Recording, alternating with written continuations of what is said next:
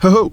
Just pulled up to Raw MMA, Bibra Lake, to do some Muay Thai with Coach Mike, one of my best mates, my OG Muay Thai coach, and then we're going to do a little podcast together afterwards, get some content, and free some minds, baby. So, yeah, well, obviously, I didn't film anything yesterday, not that you'd necessarily know that just from watching, but yesterday was pretty chill. It was just editing. What did I do all yesterday?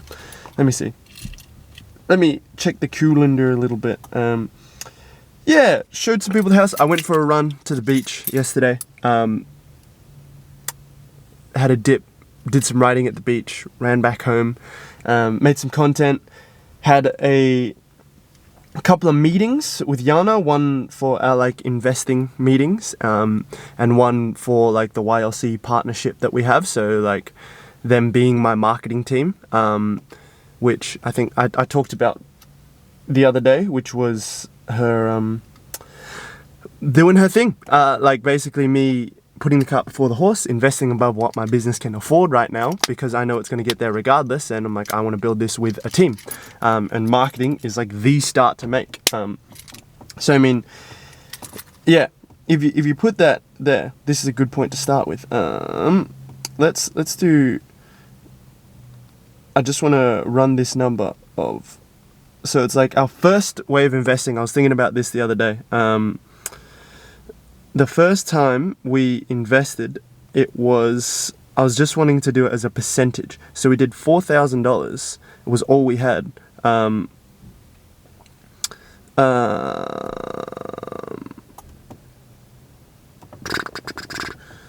a $14,000 course. Because we were yep, we know this is going to happen. Figuring out what I'm going to do. Yeah, because I know that I'm called for more. So we're sussing all that out, and that's what we'll be sharing, doing all of that stuff, having fun with that. And yeah, so after that, just went straight, did some content study, went straight to showing someone the house that we are renting a room out for, and back home, dinner with parents, bought them dinner and that, and yeah, just had fun, went home, called Yana afterwards, and went to sleep. It was pretty chockers day. But yeah, we're going to get this session and a little podcast. Let's go! Okay. Alright, so we did not actually end up doing a podcast, my guy Mike and I. He had some stuff going on that is personal, so I won't get into it, but as a result of that, we didn't really podcast. He and I just chatted instead, and that was honestly really good. It was really great to be able to go through that stuff and just be there for him as a brother in Christ. And yeah, he's like my older brother in some ways, and he is definitely one of my best mates. So this was the 20th or so of February, and I'm recording this on the 6th of March. So a fair while after, I figured I'd actually just commentate and share some thoughts about what I can see going on in the clips, as well as some just a little podcast, so kind of treating this as my B-roll. And the reason I'm being so open about what I'm doing is because I was getting very in my head about, I need to, do a certain thing. I got to recall everything that we kind of said from the conversation and convert it into stuff that we can actually talk about, or just take the bits that are okay for me to talk about. But I was like, okay, I'm just really getting in my own head here, and I'm not able to actually produce this piece of content the way that I want to. I'm just letting it build up and stack up, and I've been recording the daily vlogs and that, but I'm like, oh no, I can't do more because of the fact that I am basically behind and not able to do this to its fullest degree and properly. So I was like, you know what, just put the cart before the horse, just do it. And I'm making sure it's the first thing that I do this morning, because I was starting to stack other stuff up. I'm going to clean this, I'm going to do this, I'm going to make this piece of content, but then this, I know I'm doing it because I don't want to face doing this. So you can see here that we're doing a little bit of shadow boxing to warm up. Typically I don't shadow box too much, but a really important skill by way of learning to miss, because hitting pads in that is great, but you have to learn how to hit stuff and miss, because every force has an equal and opposite reaction. So it can just make it easier for you if you are always hitting pads, because you've got that bounce back from the pads, and you don't have to put in as much of your own effort. But when you fight, or if you do martial arts, you're going to miss sometimes. So shadowboxing is great for that.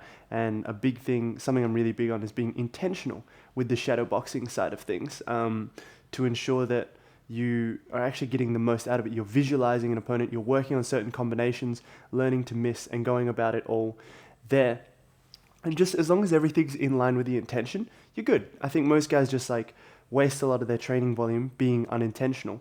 Even here with the pad work, this is like, I choose to be intentional. So my guy Jake here, if I recall his name correctly, he's new. So I was like, okay, the intention here is to allow him to learn to use pads and for me to work on my entries and exits for a certain combination whilst doing it bare knuckle. So I just went bare knuckle because I was setting up the camera back and forth here and there, doing that kind of thing. And my left hand has some splits on it that were just starting to split open by doing bare knuckle with the left straight in this combination. So I just changed it from, instead of jab cross or jab rear straight, into the hook and then knee, I changed it to a rear elbow, as you can see. And I was just playing around with different variations of that, using the jab more so as the entry to set up a hard elbow. And the hook, the way I'm throwing it is like, you wouldn't really necessarily hook that way. You might do it in tight, like I'm kind of shifting my weight back and like baiting someone into a knee. So you can kind of visualize it that way. But I was just having a bit of fun on the pads here. Letting him figure out how to hold pads properly, and I held for him after. I didn't really put his stuff in there, but just doing this, making it look pretty, and I figured I could get some content out of doing it this way, and really work those entries and exits. Here, Michael's coming up to me, Big Mac, telling me to finish off, like I can add in a little low kick at the end of the combination. So I'm just playing around with the specific timing in that. On that, we finished the round here. Do the same on the side, guys. Go!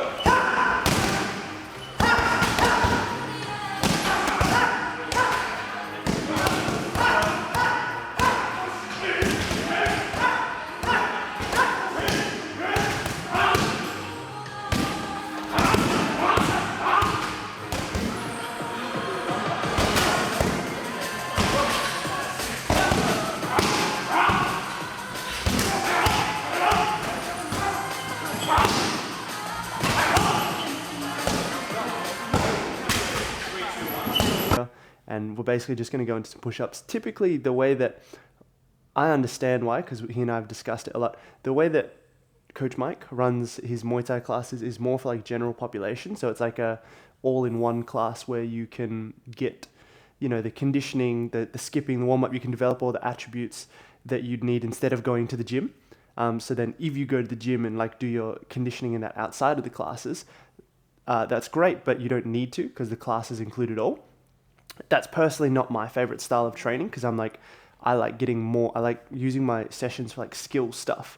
But for me personally, when I'm there, it's like when in Rome, you do as the Romans do. So I was basically just having some time with the Big Mac and getting to just enjoy learning from him, asking little questions here and there, doing little bits and bobs, and not really having to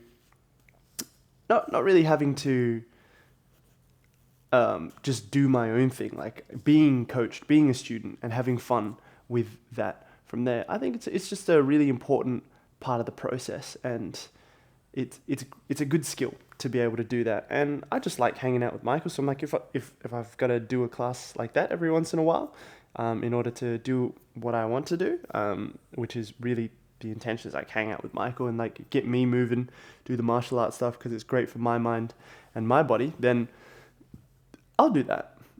And it's good fun, really good fun. I'm very privileged to be able to just drop in and do that when I please. As martial arts is one of the great joys of my life, I just enjoy going around and being able to travel. So here we got into some clinching.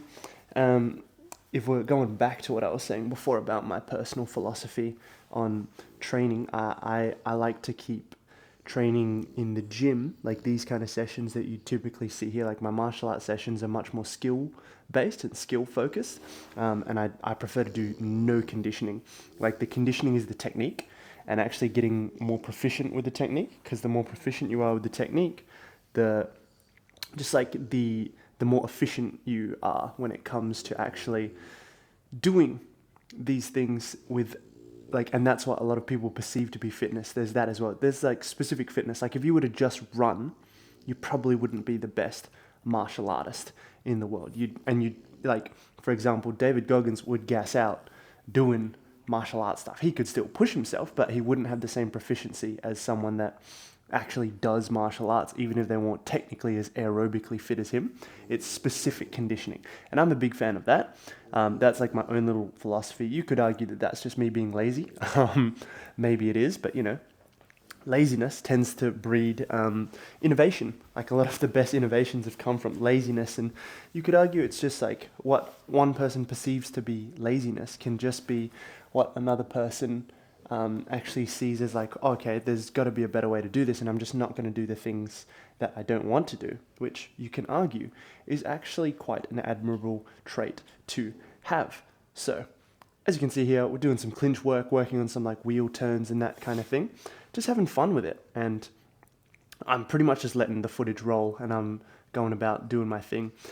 Now we're doing a drill where one person has to do that clinch sweep. They have to tie up, and basically you get like that one arm one way, one arm on top, one arm underneath your partner's arm, and then you do like a little turn. If you think like a recycling bin, then you turn and go about it that way.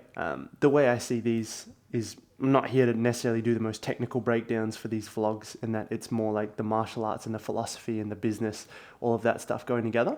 So I'm not going to go too technical with it. But anyway, one partner's doing that, and the other is, which is what I'm doing in this one, is like their focus is more to get the double collar tie and like hold them down for 3 seconds, or to throw some knees and that as well. And I've been playing around a little bit with some, just like, I don't know what you call it, but like arm around the head gable grip. It's kind of like a head arm throw, which you can argue in MMA isn't that great, and you could say not legal in Muay Thai, but you'll see me do it a little bit more in a bit. And I'm just getting gritty with my clinching. It's been a while since I've like pure clinched, because we don't really do much of that in some of the martial arts gyms that I go to, and some of them are a bit odd about how to clinch.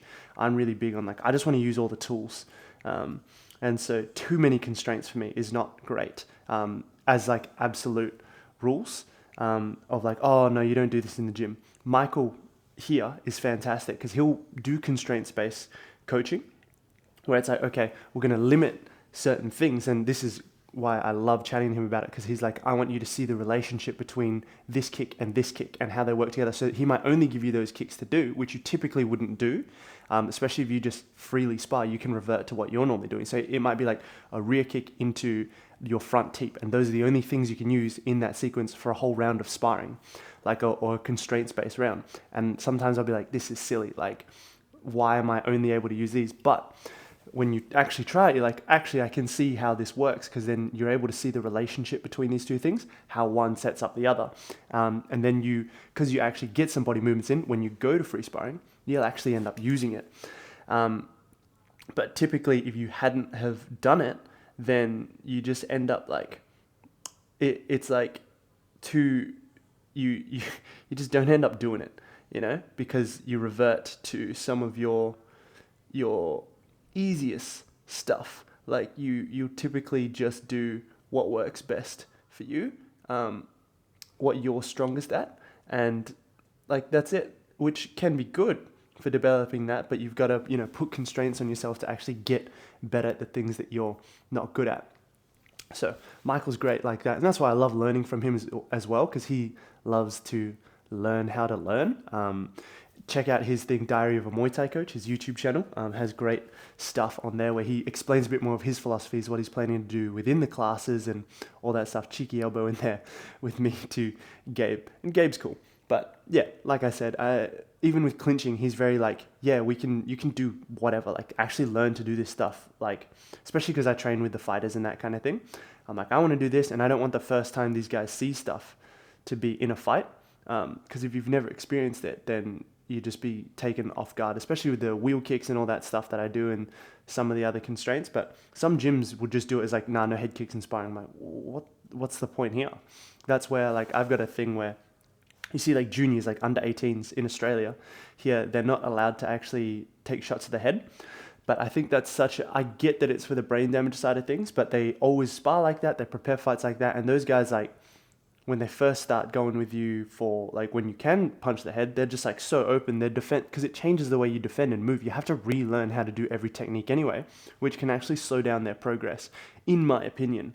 So it's like, well, what are we doing here? Like, personally, I'm not really one for competition too much. I'm more so for, like, in quotation marks, you could say, real application, real life kind of thing. So of course, that kind of thing is going to bother me a little bit more, and I'm going to be like, well, I'm just not training that way because I don't like it. And I don't like, if there's a gym that trains a way that I don't like, I typically just don't do it. I just won't train there because I don't enjoy having to do something that I don't want to do. I've just gone to the sink to wash my cup here, but you can still hear me. I've actually set up my, I've done this so that it's fun, and so that I want to make the content. I've set up my little microphone on my glasses, a pair of glasses that I got, and with a lapel mic. Oh, well, it's not on the lapel, it's on this here, but that means I can just move around as I please. I don't actually have to be at the desk. I could just like walk around and do whatever I please, because simple and fun is what gets done. So yeah, you can see us sparring here, having some fun.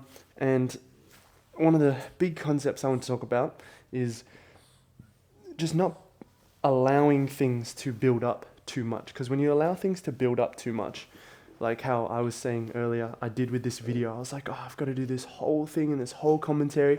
You always push it back and do like, oh, okay, I'll do it after this thing, do it after this thing. Oh, I don't have time now because it's like 45 minutes to set it all up and film it. I guess I'll have to do it tomorrow. And then it always becomes like you do it. So putting that stuff earlier in the day is important. And that's something, to be honest, I'm just figuring out. Like, even with my content right now, I'm being much more, this is a little sidebar, but I'm being much more vulnerable and open with stuff like, hey, here's what I'm learning. Like, I'm not infallible. I've actually done these things, but here's what you can take away from that.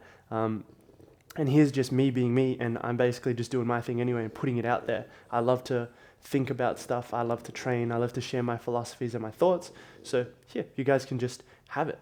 But something I realized was that I was just putting stuff in the way and not getting it done because I just didn't want to. So straight up, I was just like, nah, this is not happening. Like, it's been quite a few days, like a week maybe, of me saying, I'm going to do this, I'm going to do this. And that stuff just like builds up and carries over to every area of your life. And it's like, then things start to flow.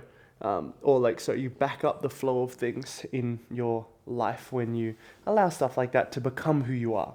So I just decided I'm going to do this first. And my thing is, like, I've still got a little bit of a routine or schedule that I follow in the morning. I think that's important. I was just trying to find where this fits in. So, for example, this morning I went for a run.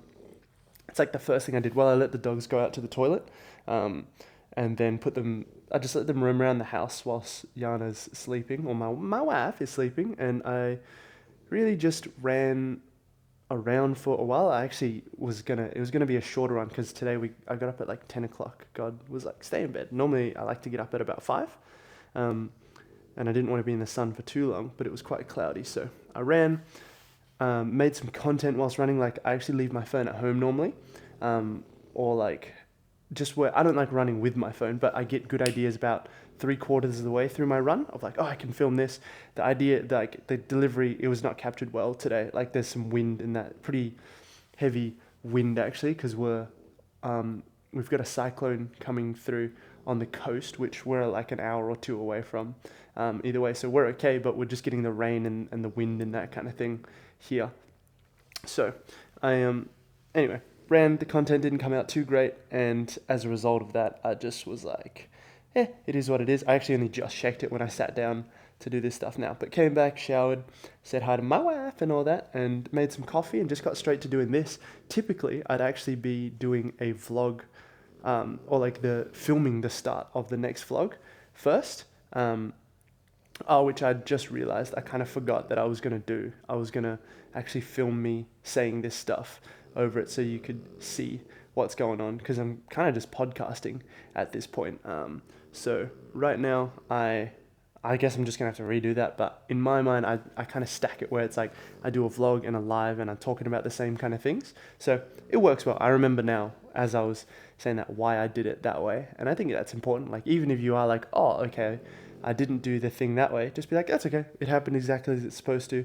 And it's important to drop that shame, like let go of the shame and just focus on the opportunities that are created from it. But I just remembered I have a reason because I want to go live and talk about a certain topic, which is like why my business fell apart over the past couple of years. Fell apart in quotation marks because falling apart for it has meant it doing a little, like on average, I think because I was doing the numbers a month or two ago, like 120K a year, which is not too shabby, and that's minus some of the passive income side of things as well. So it's like, well, that happened, and I just am like, cool, I'm grateful, but it wasn't me, it was me cruising, it wasn't me living to my fullest potential.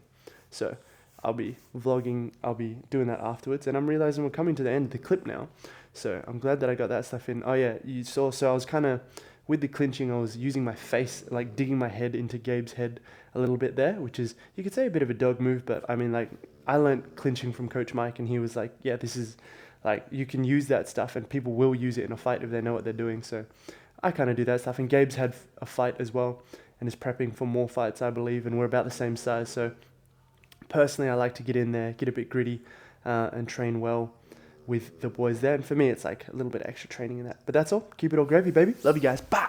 Bye, bye, bye.